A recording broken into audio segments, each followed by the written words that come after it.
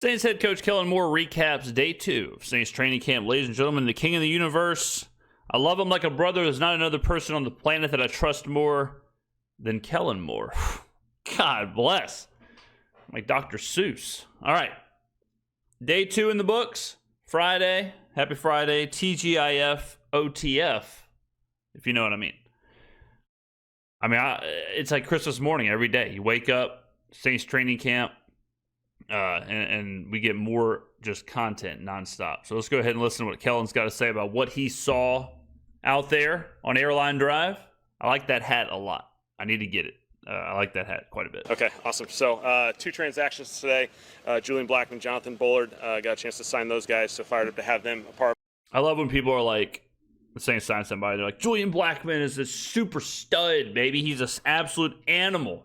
It's like, guys, he was playing Fortnite 2 days ago, okay? Our team, really good work today. A little bit more of a red zone theme today, just coming into the second day as we can continue to, acclimation period and build this thing up. And so excellent work, good energy, really enjoyed it. Do you mind the dust up that we had there near the end? I mean, obviously. Yes, there was a little scrap.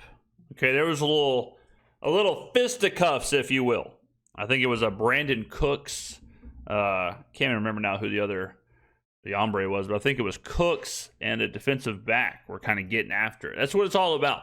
Training camp's all about the scuffles. It's expected. Like, what are your opinions? Those things are going to come up. You're going through great work, and so obviously you want to try and eliminate them as much as you can, but sometimes it's good to get guys to rally together, and we'll be just fine. Do you have any philosophy on that? Like, if it rises to a certain level, like, do people get kicked out of practice? Yeah, we'll deal with all that stuff. Yeah, I mean, if somebody has someone in a sharpshooter or the Scorpion Deathlock or the Dragon Sleeper or the Texas Cloverleaf or the Walls of Jericho, at that point, yeah, you probably do step in. You don't want people getting put, in the camel clutch. But if it's just some good old-fashioned face pulling, some good old-fashioned grab the face mask, yank it down, you know what I mean? If it's a good old-fashioned fisherman suplex, if it's a good old-fashioned brain buster, at that point, what do they say? Boys will be boys, ladies and gentlemen. But usually our guys are pretty good about, working together and, getting it addressed. How much do you guys study, efficiency of time? Because, the amount of stuff you guys get done is kind of staggering relative to everything else we've seen around here. How much do you study that, plan it out, and how much effort goes into that? Certainly we spend a lot of time just trying to be as detailed as we possibly can, get the drills, be really clean, operate at a really high level. Because, again, we got to maximize every chance we get out here and put these guys in a really good position to be successful so that, tomorrow will be our 3rd day in a row, which is, kind of the longest length we'll go in a row, which will be our 3rd day. So it'll be the first time they'll do that. They'll have to push through it. It'll be a really good test for them. Oop. And we'll just continue to build as we go. That's important. All right. The efficiency. Did my voice just crack right there? The hell's going on here? Should have edited that out. Hopefully the intern does. And if he doesn't, he's fired. That's important because these efficiencies and this attention to detail and how important all that is, even this early. Dennis Allen, Mike McCarthy, Ron Rivera, all these retreads, they would just go out there, roll the ball out there, do your training camp stuff, whatever. Grab you a PB&J and I'll see you tomorrow. The fact that this coaching staff is taking this so seriously and showing you right now if they're doing this right now, think about what they'll do in the regular season. Think about the efficiencies and the attention to detail they will have when it comes to game planning for a team on Sunday. It cannot be, I can't say this enough. We are going from the dark ages, we are going from, candlelight and whatever to full-on technology. This is a technological innovation renaissance in New Orleans. Something you've developed over time? Was there an influence on that? Or is it I think certainly a lot of places that you've been, you're always leaning on those experiences, and I feel like there's times where practice is going to be really long, and we got to go through that process and be really, pushing through a really long practice, which will come in pads. But right now, we're trying to be really efficient and get these guys moving. There's some philosophy behind red zone on day 2 that you like? Yeah, just to bring the distance down a little bit. Yesterday was their first day going, which was a go get it, and they opened up and they had to run, and now we kind of tighten the space. Isn't that kind of smart though? Like yesterday or whenever you're watching this, the first day they're doing full they're out there letting it rip, right? Running all over the place. So they know, okay, these guys are probably a little taxed. These guys are probably, we don't want to go back-to-back days asking them to run these deep routes or whatever. So now let's shrink the field. Let's put our red zone day on day 2, which then allows them, one, it's good that you're working on the red zone stuff, but then also the players don't have to run as much. They don't have to throw as far. They don't, it just makes so much sense. And those kind of little bitty baby things, you don't think about. No one thinks about. It is what it is. But to me, the last 2 sentences he just said, I care so much more about that than anything that happened last year. I care so much more about that than whatever the narratives are coming out of last year. Just to limit some of those long distances, sometimes there's some sports science associated with that. Just I just said those guys.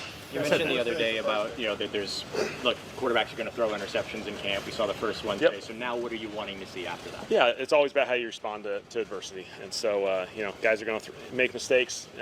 Spencer threw an interception today in a red zone period, which he'd done so many good things down there. And those one moments change games. And so he gets to evaluate it, learn from it. And I thought he responded really well. Yeah, I saw a lot of people on Twitter and in the comments were like, "Oh, Rattler threw an interception. Never mind." It's like, guys, they're not going to go 10 for 10 every day. You don't want them to go 10 for 10 every day. It's okay. There's going to be picks. There's going to be missed passes. There's going to be one hops, whatever. You got to look at the full body of work. This is not a 1 interception, 2 interception, 1 day, whatever eliminates you, whether it's Tyler Shough or Spencer Rattler. The play right after that, he had the scramble right up the middle. How do y'all chart that in a non-contact environment? Yeah, it's all about decision making. He made a great decision. It's kind of parted the Red Sea a little bit there, and he just ran through it, and so we're all good. What do you think about little Old Testament reference, getting biblical on that ass? I like it. Yeah, we'll continue to go through that process for all these guys. I thought Tyler did a good job, working with those guys, communicating at a really high level, and that'll be a great experience for all these guys just to continue to rotate with those guys. Whenever you swap out quarterbacks, sometimes instead of rotating with the starters, what is the main thing you're looking for? Yeah, again, the same stuff that we've talked about just from a consistency standpoint. They'll play with different players. They'll have to communicate with different guys. Eric's played center for a really long time in this league, and he's one of the best in the NFL. And so when you get a chance to team up with him, make sure you communicate at a really high level because he's going to be on it. Yeah, obviously, if you're doing a quarterback competition and one guy's playing with the ones, one guy's playing with the twos, that's a big advantage for the guy playing with Chris Olave and Eric McCoy and the other guys playing, with backup. So We're going to be able to talk to the quarterbacks today. You played quarterback. What's it like training camp competition, as a quarterback when you're in the battle? Yeah, it's just focus on the task at hand. Focus on your reps, your opportunities. You can't get too distracted in that there's other people a part of the competition. You focus on yourself, whether it's 6 reps that day, 4 reps, 10 reps, whatever it may be. Just keep getting better, learn from your mistakes. And, I think all of our guys, like we said before, all these guys have faced adversity, in their past from an NFL or college perspective. And so these guys know how to handle these things. yeah, do what you do. Just watch my shoes. You know what I'm saying? You gotta get out there and you gotta worry about yourself. You are in a competition, but if you press and treat it like a competition, that's where you make mistakes. You guys want them to think of this as kind of like being a point guard, making the right decisions, taking the shots when they're there and whatnot in order to really get acclimated to the system. How have they been kind of adjusting to that? And is today kind of a red zone day more prominent with that kind of logic? Well, certainly I think a lot of it comes down to that decision-making, that consistency, them just going through, playing really, really fast and decisive. I think, sometimes we can make quarterback position as complicated as we want it to. And these guys got to have a clean process, trust the process, make really good decisions, get the ball out of their hands. And I think these guys are doing a really good job of that. It reminds me of my college football 26 Dynasty mode, where you can see on my gaming channel. We've already uploaded a couple videos over there. Go check it out. But my Kent State Dynasty, Drew DeShields, my freshman quarterback, that's what we do. And that's what I do as a play caller. I don't want it to be complicated, so I try and dumb it down. We do a lot of crossing concepts, a lot of shallow routes, a lot of mesh concepts. Make the appropriate read, make the appropriate throw, be efficient, be a point guard out there. Go ahead and get on over to the Skrmetta Gaming channel and check out the College Football 26 dynasty. We're rebuilding, ladies and gentlemen. It's so much fun. And then Madden's coming. The new FC 26 is coming. We got a lot of content. I mean, it's just insane. It really is. When you're talking about doing multiple 2, 3, don't look at me like that, Kellen. When we're doing 2, 3, 4 videos a day on this channel, we got another hour video on the gaming channel. LOL. Here's a freaking mug on the store. Here's a freaking shirt on the store. We're shipping that out. Then there's this. Then there's that. God bless. Process question. Do you have notes now, for instance, for Tyler later about what you saw just now? Do you have notes now, or will you watch the tape first and then, or do you try not to bombard them with too many notes at this point? Post practice is just get these guys ready to go. We will have afternoon meetings the way our schedule goes. We got practice in the morning. We'll watch the film right after this. We'll then transition into a practice review session for special teams, offense, defense. We'll come out here and do a walkthrough in the afternoons, which is really good work because we get corrections and then we get some of the additional stuff that we may not have gotten through practice. And so we do that routine, and then in the evenings is our install. So we kind of get into this flow. This is our second day of it now, so we're starting to find our rhythm.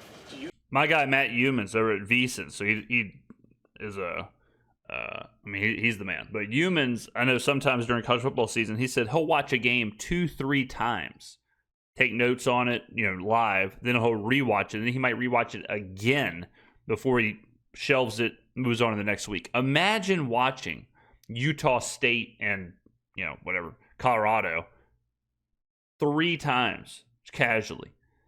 And that's why I always say, like, when Colin Cowherd, Skip Bayless, Stephen A. Smith, whatever, whenever they're doing stuff, and you can tell they're not watching all these games. In today's day and age, ladies and gentlemen, there are guys out there, there are analysts out there who are watching every game. I'll tell you this right now. If I could, I would watch every single NFL game 2-3 times. Like, I would watch it live on Sunday, and then I'd probably watch it again in like a fast version, a rapid version, and then I'd probably watch it another time in another more rapid version. Be no sweat. You know a lot of the things like you love of the game. Tell them at this point, or do you figure it out too when you watch it? You take a lot of notes during practice of things that immediately jump out, on both sides of the ball and special teams, and so you're constantly taking those notes, and then we'll evaluate it as a staff to see what clips and what notes we need to make. Fun fact: when I'm in the loge, when I'm at the Saints games in the dome, I try and take some notes throughout the game of stuff that I do want to hit on in my little my videos, my post-game reviews or whatever.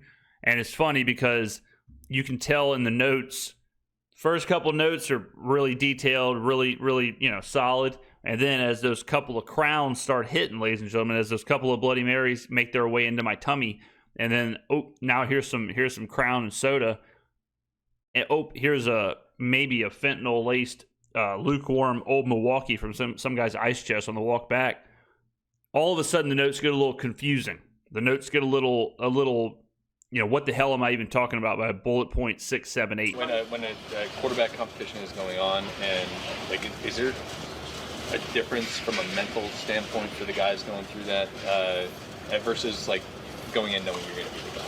Yeah, competition always is a part of this process, and so sometimes there's certain places in the NFL where people probably have fairly defined roles, and whether it's a starter or a backup, but these guys get a chance to compete, and I think that's all you can ask for as a player in the NFL is a chance to compete, to go start and play for a team. When there are penalties or operation errors, does it cut into reps at all? Do you have to redo the same play 2 times or 3 times? Does it cut into? Yeah, there's consequences with it. I think if you make a mistake on the field pre-snap, we just switch that guy out. There's consequences related to that. You're not playing the next play, and then we'll get him back in eventually. Anything post-snap, we move on to the next play. We obviously missed that opportunity. Kellen, they talk a lot about Tyler and Spencer. What are your notes and what are your thoughts on Jason? Yeah, I think all. No clue what that question was. That guy might have been across the street asking that question. That might have been a telegram. I don't even know. All 4 of these QBs, again, they've done a really good job. I think they're wired the right way. They prepare the right way.